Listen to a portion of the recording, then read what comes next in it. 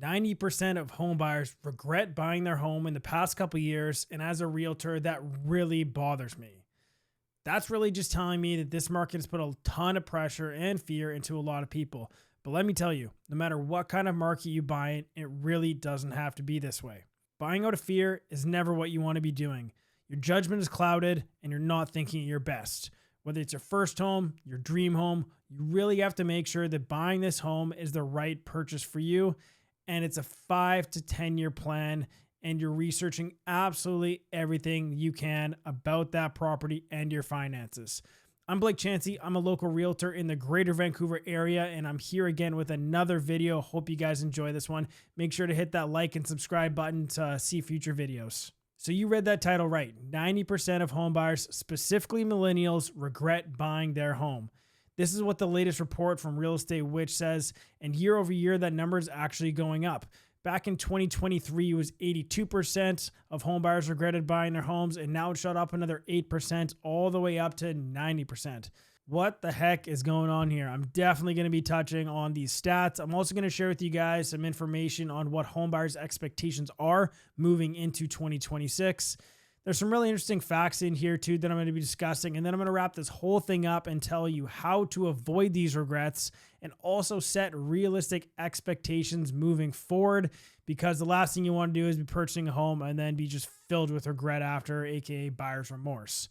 So let's get started on the most common regret that you see, and that's 27% of people are regretting the location, saying that they bought a house in a bad location. Are you kidding me?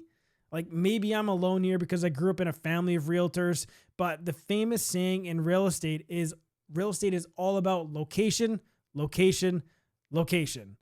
But surprisingly enough, I'm definitely having these conversations on a weekly basis with new clients and a couple past clients too. So when you're buying a home, you really got to consider the location, because otherwise I can almost guarantee you will be filled with regret down the road. As much as you say when you're looking at the house, it doesn't matter if it's on a busy street, if it's backing onto a highway, next to a school, it does matter. Okay, so that's the top of the list. 27% of people regret the location where they bought. 26% of home buyers say that they regret moving next door to bad neighbors. This is a tricky one. It's really not easy to avoid this, but I've definitely had clients of mine knock on a couple doors or hang out in the neighborhood they're considering moving to a borderline level of being a little creepy. Next, 25% of people that they regret a high interest rate. I mean, that's something that's kind of out of your control, but I'll definitely touch on that a little bit later. 22% say they have an expensive mortgage, and I realistically think that 100% of people think that they have an expensive mortgage, or maybe they don't have an expensive mortgage because they traded 3 beaver pelts and some tobacco for their home back in 1892. 20% of people say that they're outgrowing their home too quickly. Oh yeah, I see a ton of this all the time, and I'm helping some clients get out of the situation right now. So let's go right back to the top list and dive into everything a little bit deeper. The bad location, that's a massive issue. And to me, that's somebody buying a home on emotion or FOMO. Please don't do that. I don't care how bad you want the house or how much you need it. If it's cheaper than everything else, it's probably for a reason. So it's going to suck to live there. And guess what? Once you realize that you hate it there, it's going to be even harder for you to sell it in the future. Other people are going to say that, I don't want to live there. I don't like the location. Duh. And then they're going to end up selling it for way less money. I've seen this happen time and time and again. I've seen it happen all the time in many of my buyers out there that I've worked with. And when you're looking at a house that's not the best location, I've told you right then and there, I will literally scream it until the cows come home. Don't buy this home. The location sucks. And realtors on the other side of this, you need to look out for your client's best interests. Tell them that I don't think you should buy this house. 99% of my buyers have listened to me, which is incredible, but I've definitely had a few that didn't. One case for some clients of mine bought on a very busy street. They called me literally 12, 13 months after they moved in, saying that they made a mistake. Now, luckily, the market went up, so they didn't lose money. But, moving twice in just over a year sucks. Just this summer, I was with clients that absolutely loved a home in Ladner. It was absolutely perfect. The house itself was just incredible. 5 bedrooms, 5 bathrooms, awesome layout, open concept, private backyard. It was absolutely perfect, except for the location. There was a bus stop literally right in front of the home, and it was also on a very busy street for Ladner. Now, many people would argue it's not busy, but even in my opinion and my expertise, it's a busy street. The home was on the market for months, and it still is. It's already come down 20% since its original list price of $2 million. And now I think it's priced at $1,588,000, and it's still sitting vacant. When we were there with my clients, we literally sat in that house for an hour discussing how incredible the home was. But luckily, my clients, cooler heads prevailed. They decided that it wasn't a good location, and they bought something else in basically a dead end street, super quiet, just incredible. So super stoked for those guys. I hope you're watching this and you know who you are. Let's talk about bad neighbors. This one is a little hard to research, but there are still some ways to try and do some investigating to make sure you have decent neighbors. One way is to just look on Google Maps. You can check out year by year when the satellite images were taken, see if the neighbors keep their yard well. Also, just go and visit the location. Like if it's a specific neighborhood and there's a couple houses in the neighborhood you want to see, just go hang out there, drive by. Don't be a complete creep. Some people say you can't knock on other people's doors, but I've definitely had some clients go and knock on some of the neighbors' doors to get a feel for who those people were.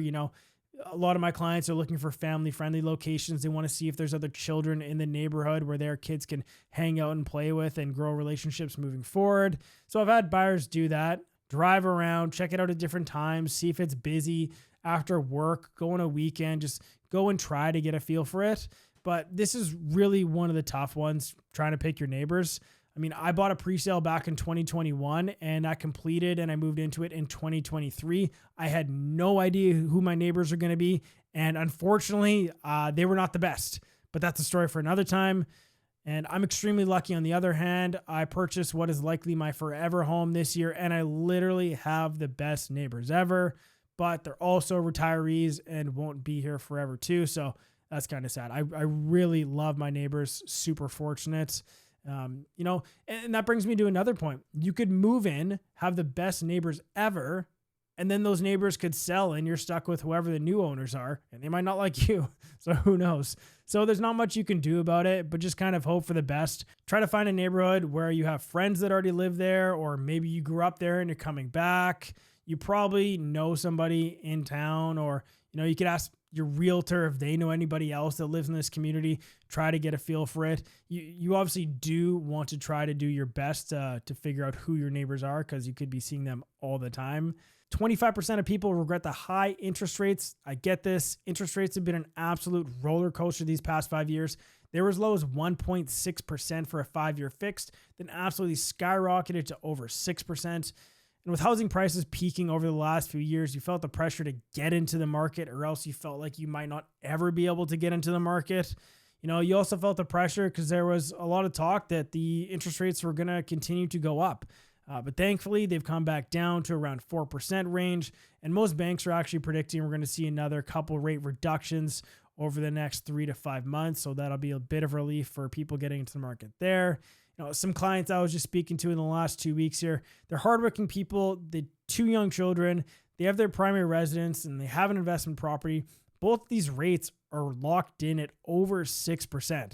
So they're going to be coming up for renewal in early 2026, and they're definitely going to be excited to lock in at a new rate around 4% or lower. And I mean, what I really love about these guys is that they're going to continue on with the same payments they're making right now on their primary residence. And that way they're going to be paying down their mortgage a lot quicker and probably save, $100,000 in interest in the long term. Like that's massive. So kudos to them. All right, let's touch on expensive mortgages. 22% of people say that they regret their mortgage payment. Yeah, everything's expensive. I think everyone would quote unquote regret their high mortgage payment. It's nuts. Whoever thought they'd be paying $4,000 a month for their mortgage, plus strata fees, insurance, everything else on top of that for a $900,000 townhome. It's wild.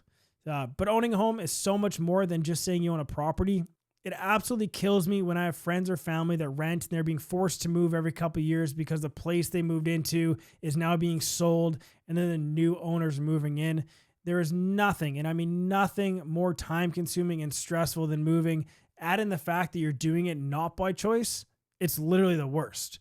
So yes, we're complaining about that and have regrets about that, but mortgages are expensive. It is what it is. Life is expensive. So especially when you're buying a home, there's closing costs associated, moving costs. It's a lot. But what I think is the stats telling me that people are, for whatever reason, not properly educated on all the expenses of buying a home and what's involved. So realistically, I hope your agent has kept you informed on costs, but more so even your financial advisor and your mortgage broker. I hope they walk you through this, because if they didn't, then I think this is why you might be in this situation. The last big regret on this list is people outgrowing their homes. 20% of millennials say that they bought their home and regret it because it is just too small and they've outgrown the space. If you have a 1-bed, 1-bath condo that's 700 square feet, you're married, you have a dog, you're planning to grow your family, you might be better off renting for a couple more years and then buying your first home that suits your needs a lot better. You can never time the real estate market, and there's a ton of costs involved in buying and selling. So don't think, hey, I'll buy this place, I'll live in it for a year, knowing that realistically you're going to have to move basically within a year or two. You don't want to feel pressured once that property starts to really feel too small and like you've outgrown the space. I think the hidden cost of home ownership significantly contributed to the regrets of these home buyers besides a mortgage. Homeowners have to spend about $17,000 annual on taxes, insurance, maintenance, strata fees, home repairs, upgrades that you want to do. This is another thing that kills me. Like, the home buyers are going in, and they're kind of misinformed to all the extra expenses that they're going to incur, especially in the first year of home ownership. I think it's a bit blindsiding for a lot of people. You really need to take in all those other expenses. You need to set money aside for appliances, hot water tanks, heating systems, cooling systems, any upgrades that you want to make. When I went further into this report, they also discussed millennials' expectations for what they want in a house and what they expect to pay. 80% of millennials expect to use less than 20% for their down payment. And of course, here in Canada, that means you have to have mortgage insurance through CMHC. The good part of this is that you're actually going to get a little bit of a better interest rate, maybe by 0.1 or 0.2%. But overall, you're paying a premium if you're putting down less than 20%. Another mind-blowing stat is that 80% of millennials will buy a home sight unseen, because I guess that's in line with the digital age where millennials are just used to making large purchases online. Another wild stat is actually over 80% would buy a home with mold or asbestos. I'm like, you have to be kidding me here. You have to learn more about renovation costs these days to remediate these issues. Having asbestos removed in your property is very significant cost. $20,000, $30,000, $40,000, $50,000, depending on the size of the property. It's no small task, and you want to make sure it's done by professionals. And as far as any mold remediation, you never know how bad that's going to be until you start ripping apart walls. So take whatever you think your budget is and double it, triple it, because I bet they're going to find a lot more issues in behind those walls once they start going at it. So sure, 90% of millennials in the study say that they regret buying their home. And I would too if I bought it sight unseen without an inspection and it's filled with mold and asbestos. I think my biggest takeaway and piece of advice from this would be stay informed on the market, work with a local knowledgeable realtor, and get aligned with a good mortgage broker. I can't stress this enough. I specialize in South Delta in the lower mainland of British Columbia, but I have connections all across North America. So reach out to me if you need any help buying or selling a home anywhere in Canada or in the United States. I'm happy to set you up with somebody that can take great care of you. Hope you all enjoyed this video. Make sure to like and subscribe. I'm Blake Chancey. See you next time.